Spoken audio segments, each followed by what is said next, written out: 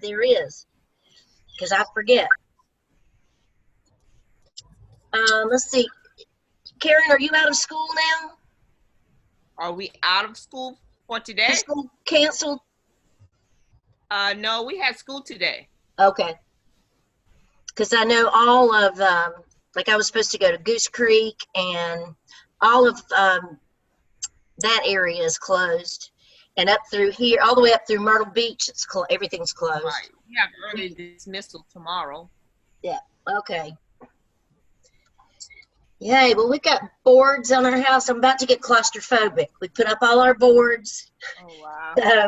So, you know, that's all we have is plywood on our, we have a screened porch though, and the sliding glass door opens onto the screened porch. So we at least have that view, and that little bit of daylight. But that screened porch is about 4 feet away from a pond. But they can control it, and they've lowered it today. So hopefully we'll be all right. We're going to try to stick this one out. We evacuated last time. But the problem you have when you evacuate is you can't get back in. Right. Yeah. And we got back across, if we had been an hour later coming back, it would have been 2 weeks before we could have gotten to our house. So, Wow. So we're staying this time. Okay. All right. So what I'm going to try to do now is show you, we're going to look at the Caap, just sort of, this is like an outline that might help you. Basically, the Caap is three different things. It's a plot analysis. Let me grab my notebook.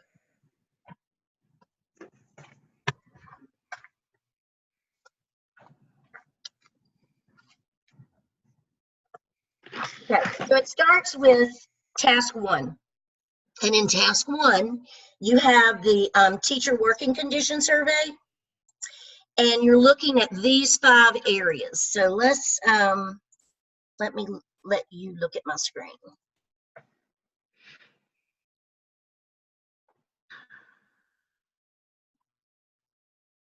Okay, so can you all see this?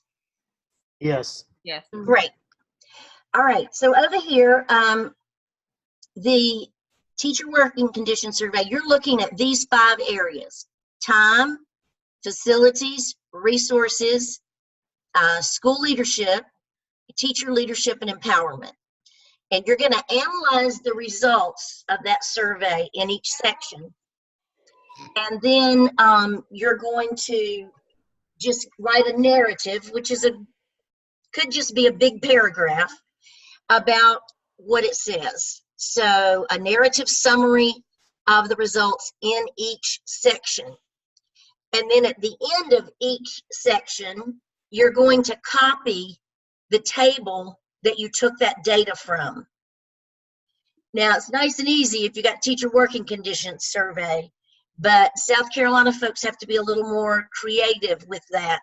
So, but that's what you're trying to make it fit, those 5 areas. So wherever you can pull that information from, that's what you're doing. All right, any question about that piece, just that piece? So at the end, you're going to have a table. Your table has the area of focus, the key item, the source that you were using, and what percent out of what. You'll take the areas above and the findings and create a survey monkey that you want, or you can do any kind of survey. And you're basically going to be telling the, in part 2, you're going to be telling the staff, okay, this is what the teacher working condition survey said. Do you agree with this or not? And other data collection, you'll do, you can do surveys, you can do a focus group, interviews, and collect your, and that's the data. You might ask questions about classroom sizes, atmosphere, student morale, the climate, and so forth. So you might do formal and informal observations, but you're going to collect your data, and once you do that, you'll put that together. That's how you create your needs assessment. So let's look at. I have a question. All right. So for, I think it was the app tail, Yes. we used the teacher working conditions survey to complete the first 2 tasks on the app tail. Yes.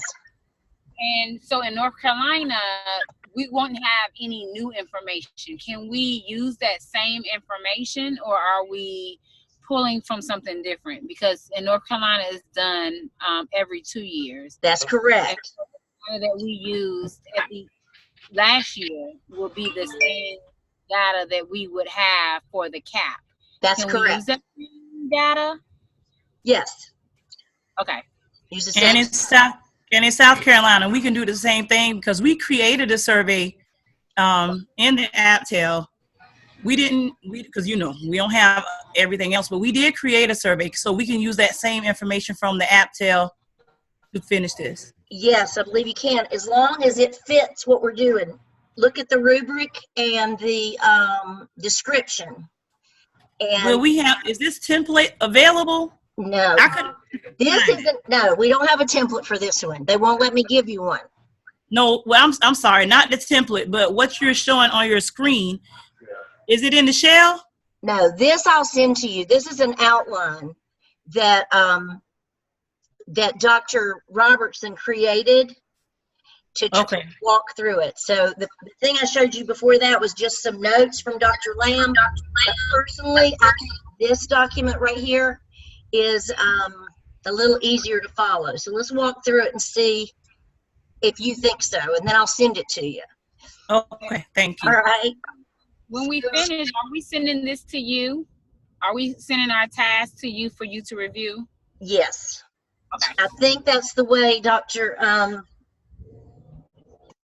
Sanders wants it done. Every professor does it a little differently. Some look at it first, some send it to their coach. But I think she wants it to come to me. I don't think she's going to have anything much to do with the artifacts other than give you a grade for completing it. But I don't think she'll do too much with the content. Okay. So start out, Cap 1. You're going to take the climate analysis, use the teacher working condition or equivalent, clearly look at these 5 areas, and you're going to include a graph presentation of the data with each section. So you got a narrative and a little piece of the data in a graph, which you can just copy and paste right from wherever you got the data. Everybody clear on that part? Yes. Okay. That is part 1 of 1. Then, based on the data above, you're going to do a needs analysis, and that starts with a background description of the setting.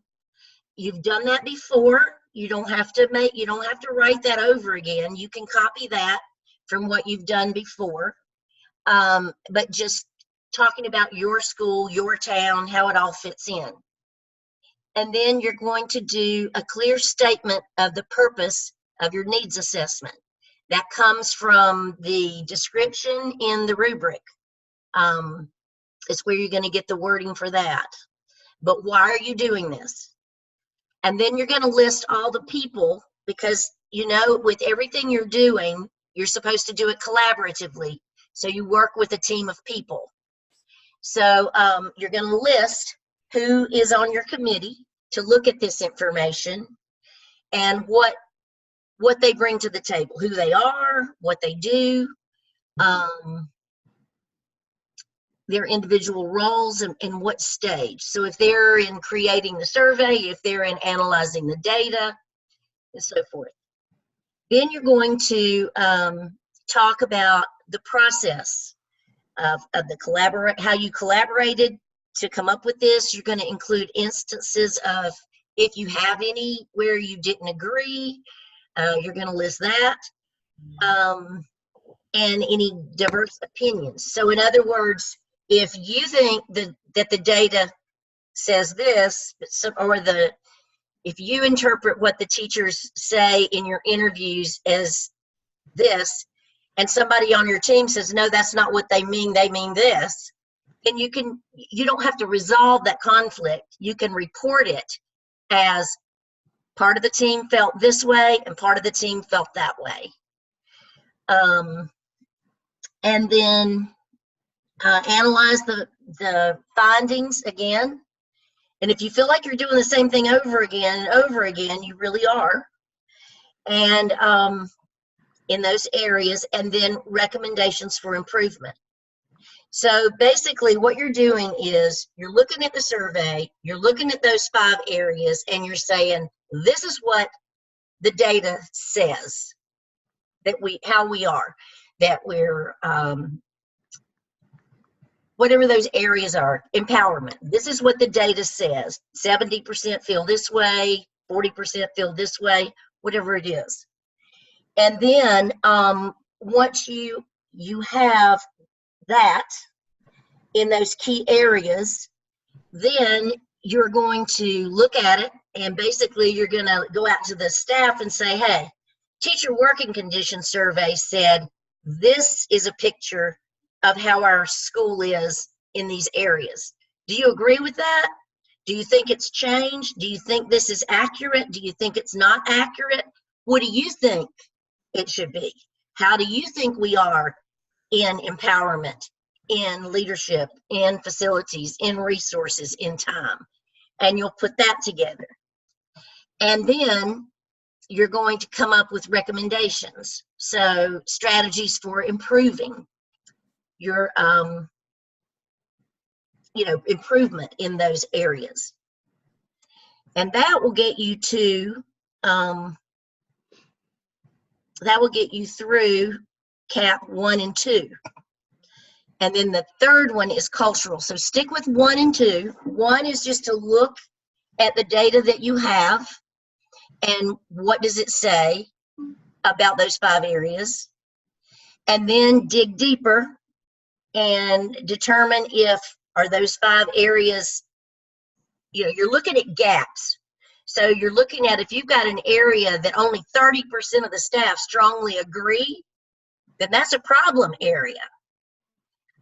If in leadership, if you have 90% that strongly agree in those statements, which are usually statements positive, so you're looking for your low numbers, then those are the areas that you need to focus on and address somehow. And that's where the recommendation part comes in. And then you look at it again, and you add some other things. You're going to have to add student achievement, cultural diversity, race, ethnicity, socioeconomic status, gender. All of those things are entered in as headings. And this is coming right out of your rubric and description. And then you're going to show a graphic presentation of that. And then the most important thing, I think, on this, when I send you this outline, you'll see what I mean. This statement right here says that evidence of presentation to administration or the SIT team using technology. I'm sorry, where are you reading from? Right here on the screen. Can you see the screen? Yeah, I can see the screen. But not that part. All right, let's see. You see the part I just did in yellow? No. No, ma'am. No, could you? It's still in that first section. Okay. How about now? I think you have to scroll up. You want to scroll down No, or something. past 1 and 2. All right, let's hang on one second. The last part we can see is the data collection process.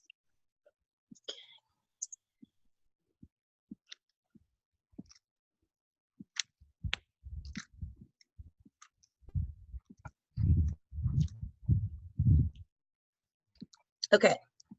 Can you see it now? No, same thing. What in the world? Can you just scroll down the page?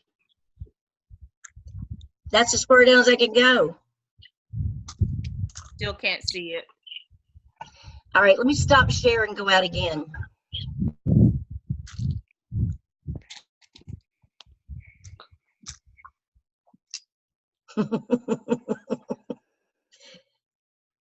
Can you see it now? Yes. Yeah? Yeah? You see it now. Yes. Hallelujah. Okay, thumbs up if you can see it. 2. Karen, can you see it? I can. Okay. All right. So, this part down here in yellow, if you look at the rubric, the evidence of presentation to administration and SIT team using technology, that's a requirement for accomplished. However, when you do the SIAP doesn't do any, you're going to be copying and pasting from every one of your artifacts into a final document for the SIAP. That's the last one. Yes, the last one that you have to do. And so one of the things it's asked for in there is for a copy of your video presentation of this information to the SIT team. So if you don't choose to do what's in yellow here, then you won't have what you need for the SIAP. Now, does everybody understand what I'm saying? Okay. Yes, ma'am. So it's not required to be proficient, but you're going to need it later, so you need to do it. That's all I'm saying. All right. But when you get to 2, you're going to write up, like, how did you look at you looked at the initial data in those areas. That was number 1. And then task 2 of that part, you looked a little deeper and you did some qualitative data and recorded all that. Now you're going to look at it and go beyond that. So you can use the teacher working condition survey questions to use a focus group and just have discussions and take notes. But when you do the whole thing, these are the pieces that you're going to have in there. It tells you that in the rubric. The description of the school environment, and you can have a graph with that if you want to. The student achievement, the student staff cultural diversity, and these areas. And then at the end, you're going to have a graphic presentation of the qualitative data. All right. Hang on one second.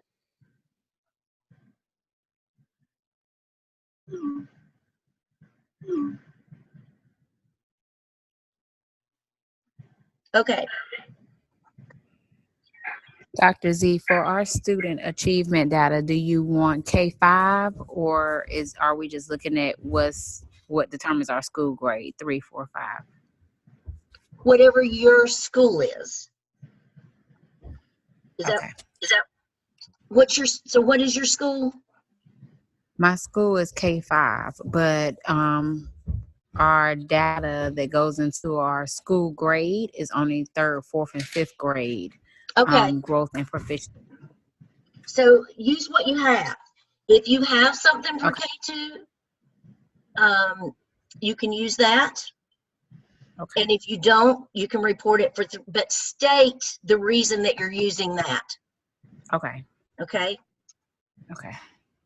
All right. I was looking for.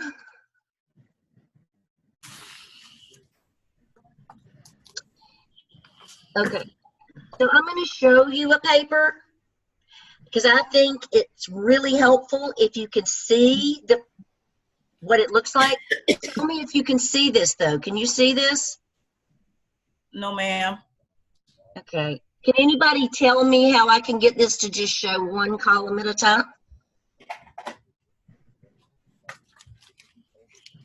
I think you have to go completely out like you did last time and get out of this screen and then go to your new screen.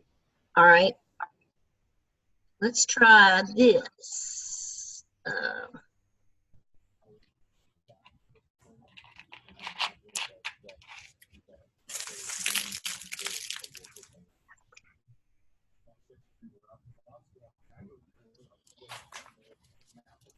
It's a different view that I've got. That's the problem.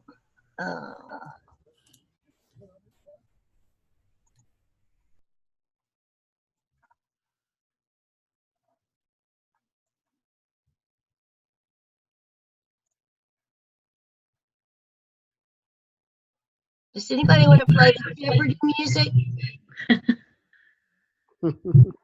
Sorry. There. Can you see it now? No, ma'am. Okay. What if What? what if you go down there to the share thing? Will it give you options on what you can share again? Let's see.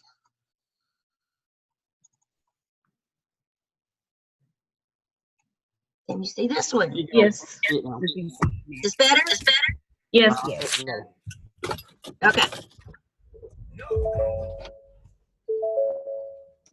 All right. So she started with an abstract you've done that before. It's the same thing. You're just kind of copying what you're supposed to be doing. That comes from your book. And then you talk about climate analysis. This is her, what part is this?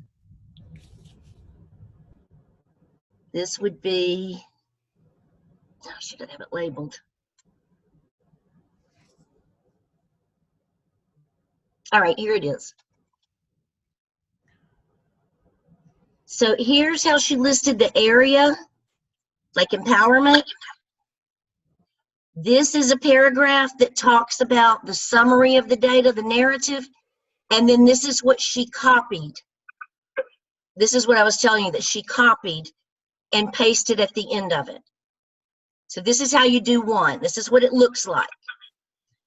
You have empowerment, you have your paragraph, and then boom, you paste the questions with the responses. You do leadership, and then you put that data. Facilities, that. Resources, and resources are under facilities and resources. And then time, and that's the end of the first part.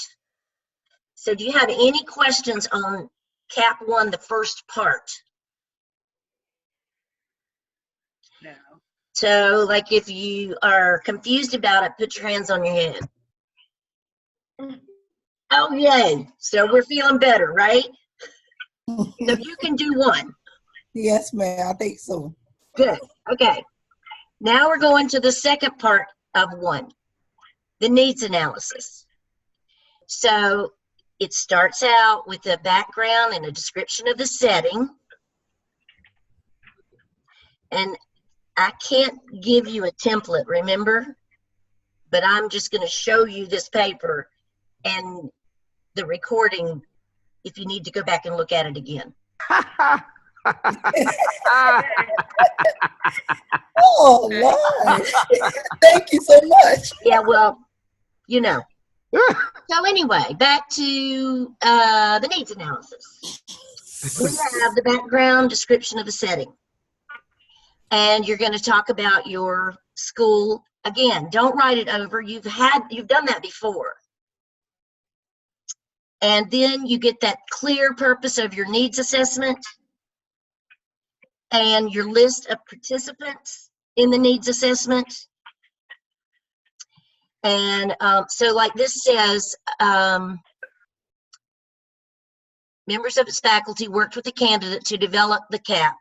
The candidate developed a CAP to address gaps in the culture at this school, and the members are as follows. and she names each one and what they teach and how long they've been teaching there.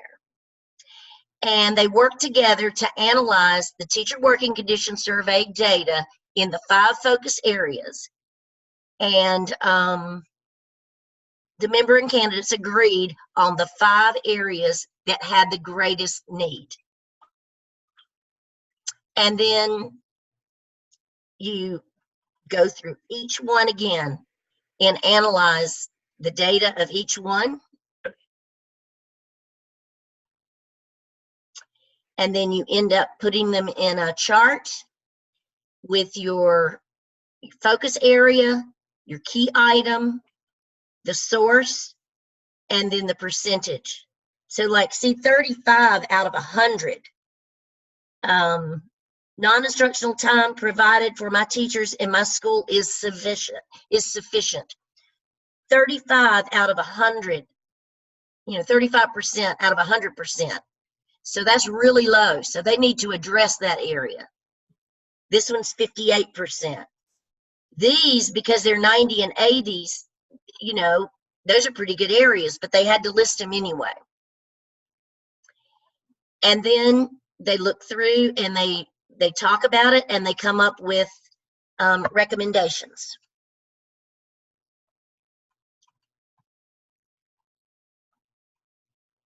And that is your first, let's see how far that went. You're back to where you can't see this, aren't you? Right.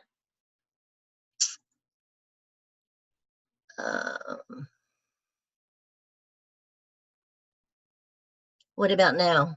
Yes, can see it. Okay. So you're to here with what I just went over on her paper. Okay? Okay. That's 1. But both parts of 1. Now, what questions do you have about that much? Man, y'all are like stressing me out. You're looking really worried. No, that helped a lot. Thank you. This one sounds confusing, but once you get your data, if you just look, and I'll send you some documents that can maybe confuse you more, but it's like outlines and things. If you can get those headings right, it'll just flow right through it. Okay? So Dr. Z, are there clear deadlines for when this is due? I sent it out today. Did you get that today? No, ma'am. No. Dr. Sanders was going to send it out. Okay. Did you get it from her? No, ma'am. Okay. I'll send it to you as soon as we finish today. Now, Okay. here's the thing. We were just talking at the beginning that some of you have said you feel behind already. Well, there's a reason for that. And that is that normally when you come to me in this course, you've already got Cap 1. But you're coming off of the summer. And this program I've been with the program since 2013, but it was drastically altered 3 semesters ago. And so you are the first group that Dr. Whitaker and several of us, you're the first group that we've had coming off of the summer into the last course. You don't have time in the summer to do the Cap 1, nor do you have the people to do focus groups and things. So you could not have done Cap 1 in the summer. But that wasn't pointed out to us in time to, well, anyway, it's my fault. My fault. But we're going to be okay. Because I went through the entire course, and see, Dr. Sanders was in the same boat as me. She didn't even have it in your original syllabus. Cap wasn't in there. It was just the SIAP. So I went through and looked at and met with other professors, and we revamped it. And so we have given you deadlines, and it's about 1 thing a week. So like next week, or this week. I can't remember. It may even be the end of this week. You're supposed to have your CAP in for peer review. Next week, you have it in assignment Dropbox, and you have CAP 2 up for peer review. So it goes like that every week. Now, it's not going to affect your grade if you don't have those in on the specific times. And I'm telling you this because, like, Karen is going to be out of school. I don't know who else may be affected. Okay, where are you? I'm right outside of Wilmington. We don't have school the rest of this week, so. See all our folks in Charleston and everywhere. So what I gave you was an outline for this semester, because we do have a drop dead date for when everything is due to be in task stream. That is on this new schedule that I made for you. I'm not going to affect your grade. I'm not scoring your grade if something's late. I'm not. I just want you to get it done. But I gave you a suggested, let's just say it, cut the stress out and say it's more of a suggested timeline for you to work with, just so you know, okay, if you don't get that done by this deadline, then you need to really, step it up because you're getting behind. That's when you worry. Does that make sense? Yes. But as far as when I need it to be in, I need you to be on, be able to finish it by the drop dead date. But you are all in such different situations, particularly with the weather, that you're just going to have to do the best you can. But the one thing that will not change is they will not move the drop dead date of when everything has to be in task stream. And what date is that? I'm thinking it's December 2nd. Or it might be Thanksgiving, because Thanksgiving's late this year, like the 28th. So I didn't print it out, I don't think. But hang on a second. So at this point, we're just going to be concerned with the CAP because we hadn't completed the CAP. We're not doing the CAP and the SIAP at the same time. No, however, the SIAP is something that you're just putting together all of your old stuff. And so what I'm going to do tomorrow is look at that and see what parts of that can be done without the CAP. So that if you are in South Carolina and you're out of school for a week and you can't do your interviews and you can't collect your data for the CAP, then you might be able to go ahead and start on some of the SIAP. Okay. But I'll have to see which pieces fit. And I'll probably just make you a video showing you how to do it, and then let you individually Zoom with me as you have questions, according to your schedule. All right? Okay. Now I lost where I am. So we've gone over 1, right? And I'm going to send you this outline, and you don't have any questions about 1. Correct. And then 2 is where you start doing the qualitative research process, and you look back and you say, basically you're saying to the staff, well, look, this is what the data says about our school, that these are our problem areas, that these are the areas that we need to improve. Do you agree with that or no? And why? And so first one, you find out what the data says. Second one, you're saying, well, this is what it says. Do you still feel that way, or do you think it's accurate? Why or why not? All right, and that gets you through 2. So what questions do you have? And you may be muted.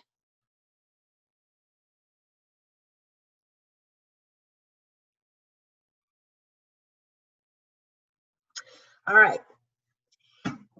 Now, here's the other thing. So I'm going to send you these, some handouts.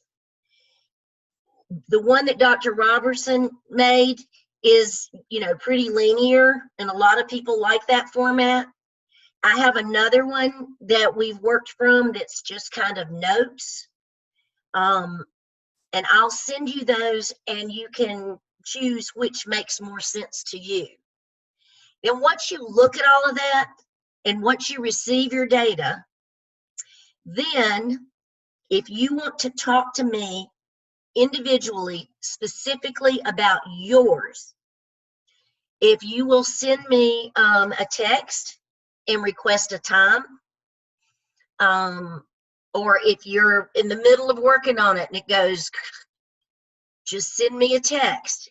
If I have internet at the time, if I still have power, I'll meet with you and we'll talk about yours.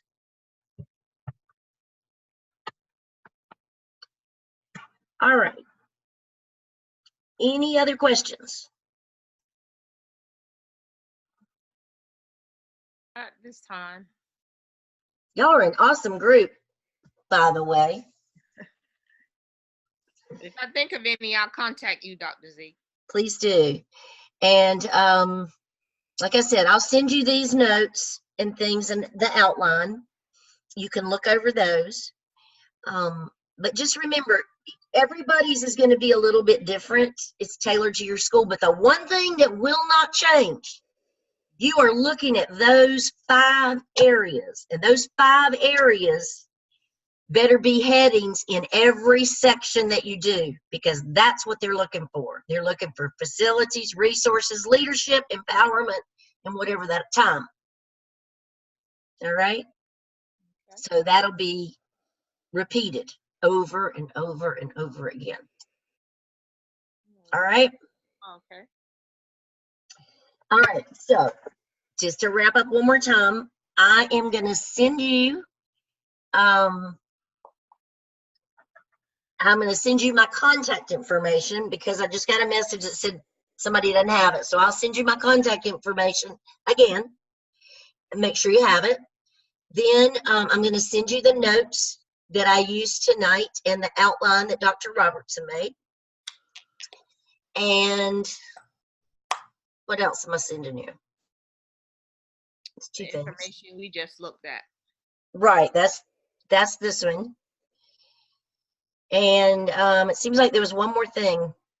Oh, I'm going to look at the SIAP tomorrow and see if there are parts of the SIAP that you could go ahead and do, so that if you're out of school, well, and even if you're in school, while you're, most of the SIAP is sitting down at a desk writing a paper.